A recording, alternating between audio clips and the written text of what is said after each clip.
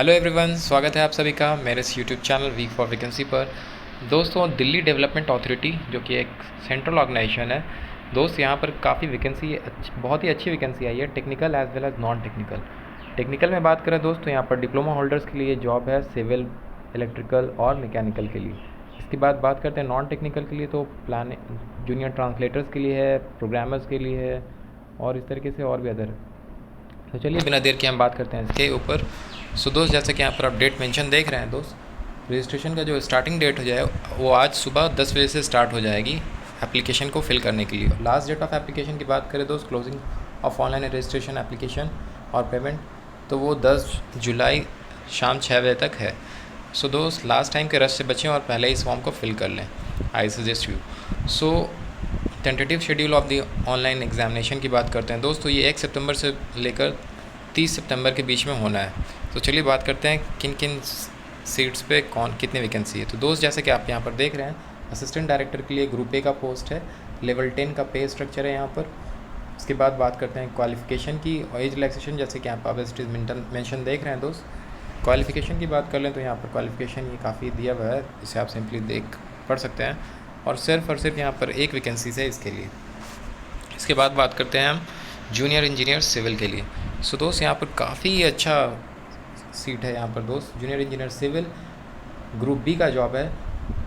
पे मैट्रिक्स की बात करें तो लेवल 6 में यह है, यानी कि बेसिक की बात कर लें अगर इस पे लेवल 6 पर, तो 35,400 का बेसिक, उसके साथ साथ आपका प्लस DA, उसके साथ साथ आपका अदर अलाउंसेस जो भी हो, तो ये सिंपली कह सकते हैं लमसम 50,000 प्लस सैलरी जाती है। सो एज रिलैक्सेशन की एज की बात कर लें दोस्त, तो एज जो है वो 18 से 27 के बीच में होना चाहिए दोस्त। और जो कैंडिडेट्स OBC से बिलोंग करते हैं, तो ये जान लीजिए ये सेंट्रल ऑर्गेनाइजेशन है। सो कोई भी अदर स्टेट के भी जो हैं वो OBC के कैंडिडेट्स वो इसको OBC के तौर पर भर सकते हैं। सो चलिए बात कर लेते हैं, कुछ स्टूडेंट की क्यूरीज होती है कि अदर स्टेट, तो ये दोस्त ये एक सेंट्रल ऑर्गेनाइजेशन है, तो सेंट्रल ऑर्गेनाइजेशन में आप किसी भी स्टेट के हो, आप किसी भी कैटेगरी से बिलोंग करते हो, उस कैटेगरी के अकॉर्डिंग आपको भरना है। सो चलिए बात करते हैं आगे डिप्लोमा इन सिविल इंजीनियरिंग की। आपके पास क्वालिफिकेशन होना चाहिए।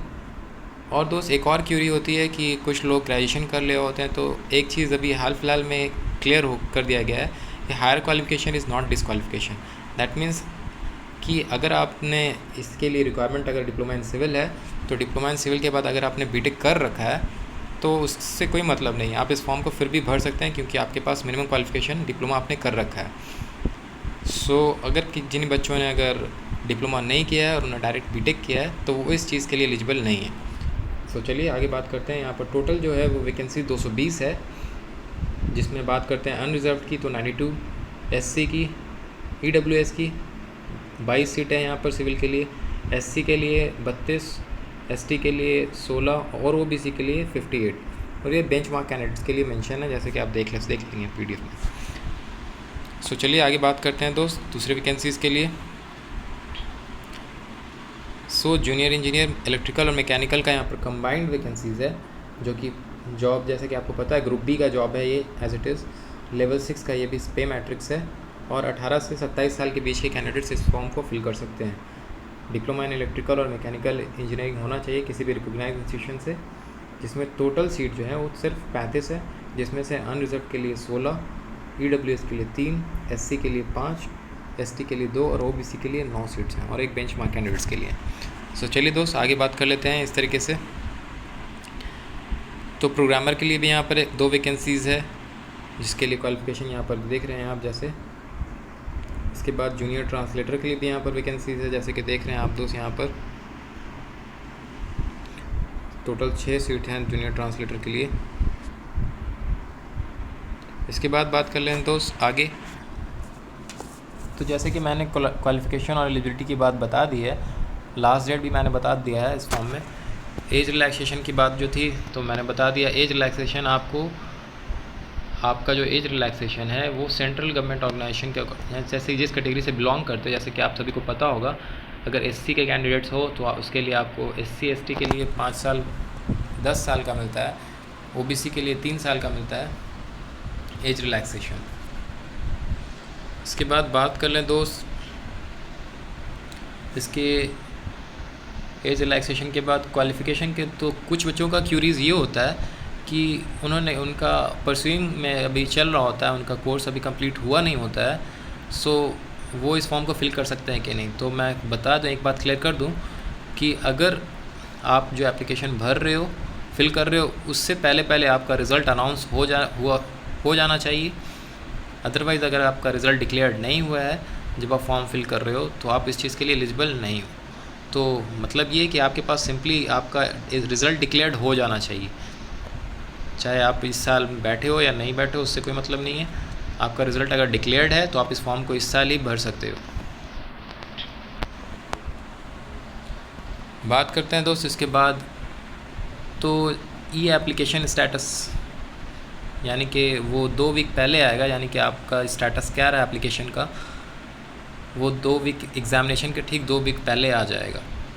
मार्क्स का बात करते हैं दोस्त, यहाँ पर मार्क्स कैसे आपको वहाँ पे मेंशन करना है। तो जिन भी बच्चों का CGPA में ग्रेडिंग है तो वो सिंपली ऐसे आपको पता होगा CGPA का पॉइंटर है 9.5 से आप सिंपली CGPA को मल्टीप्लाई कर दिए तो आपका परसेंटाइल में मार्क्स कन्वर्ट हो जाता है।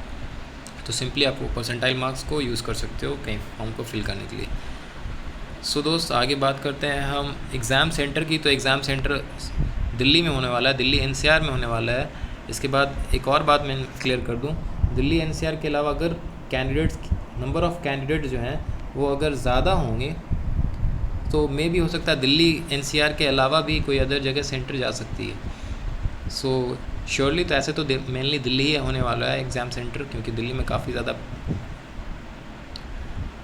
उसके बाद बात कर लेते हैं दोस्त एप्लीकेशन फ़ी की।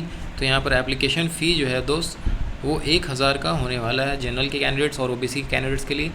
SC ST के कैंडिडेट्स जो हैं वो इस चीज़ से एग्जेम्प्टेड है। जैसे कि यहाँ पर देख रहे हैं दोस्त आप, एज रिलैक्सेशन SC ST के लिए 5 साल का है यहाँ पर, अदर बैकवर्ड क्लासेस OBC के लिए यहाँ पर 3 साल के लिए। इसके बाद किसी बेंचमार्क डिज़ेबिलिटीज़ से कोई पर्सन बिलोंग करते हैं तो उनके लिए 10 साल के लिए, SC ST विद डिज़ेबिलिटीज़ के साथ हैं तो 15 साल का एज रिलैक्सेशन यहाँ पर है। सो दोस्त आगे के लिए बात कर लेते हैं यहाँ पर। जैसे कि मैंने एप्लीकेशन फ़ी के बारे में बताया था दोस्त, application fee will be 1000 rupees for all categories of post. Transaction charge on the banks of women's candidates belong to scheduled caste, scheduled tribe, PWD, ex serviceman category are exempted from paying application fee. So बाज़ दफ़ा मैंने हर जगह देखा है हम लोगों ने कि SC ST के कैंडिडेट्स को सिर्फ एग्जेम्प्टेड करते हैं, चाहे वो मेल हो चाहे फीमेल, बट यहाँ पर जो है वीमेंस कैंडिडेट्स को ही सिर्फ एग्जेम्प्ट किया जो कि SC ST से बिलोंग करते हैं या PWD से या एक सर्विसमैन कैटेगरी में आते हैं, are exempted from paying application. इसके बाद दोस्त बात करते हैं C कॉलम की। तो अगर एक serviceman who have already secured employment in civil side under central government on regular basis, तो ये सारे जो हैं वो नहीं देंगे, इस फ़ी को पेड नहीं करेंगे। यानी कि अब इस बार मेल कैंडिडेट्स SC ST से बिलोंग करते हैं तो उन्हें भी इस फॉर्म को फिल एप्लीकेशन चार्जेस पे करने होंगे। बात कर लें दोस्त मोड ऑफ़ पेमेंट की, तो आप सिंपली इंटरनेट बैंकिंग के थ्रू पेमेंट कर सकते हैं या डेबिट कार्ड के थ्रू पेमेंट कर सकते हैं या फिर UPI के थ्रू भी पेमेंट कर सकते हैं। ये सारे अदर मोड्स अवेलेबल हैं पेमेंट्स के लिए। सो दोस्त सिलेक्शन प्रोसीजर्स की बात कर लें तो यहाँ पर दोस्त सिंपली 2 घंटे का टेस्ट होने वाला है, CBT कंप्यूटर बेस्ड टेस्ट, जो कि दिल्ली NCR में ही मोस्ट प्रोबेबली होने के चांसेस हैं। उसके बाद बात कर लें दोस्त, इसमें 2 घंटे के पेपर में 120 मार्क्स के क्वेश्चंस होंगे जिसमें नेगेटिव मार्किंग भी अवेलेबल है। और यहाँ पर कोई इंटरव्यू टेक्निकल के लिए नहीं है, जैसे कि जूनियर इंजीनियर सिविल में भी नहीं है, इलेक्ट्रिकल मैकेनिकल में भी नहीं है, प्रोग्रामर में भी नहीं है, सिर्फ और सिर्फ असिस्टेंट डायरेक्टर के लिए इंटरव्यू है। सो इसमें एग्ज़ाम में CBT में क्या क्या होने वाला, एग्ज़ाम किस बेसिस पे होने वाला, सिंपली 120 क्वेश्चंस होंगे दोस्त। यहाँ पर 120 क्वेश्चन में से आपका कुछ डिसिप्लिन से क्वेश्चंस होंगे, डिसिप्लिन के साथ साथ रिलेटेड डिसिप्लिन से के साथ साथ आपका क्वांटिटिव एप्टीट्यूड होगा, क्वांटिटिव एप्टीट्यूड के साथ रीजनिंग होंगे, इंग्लिश होगा और उसके साथ साथ जनरल अवेयरनेस के भी कुछ क्वेश्चंस होंगे यहाँ पर।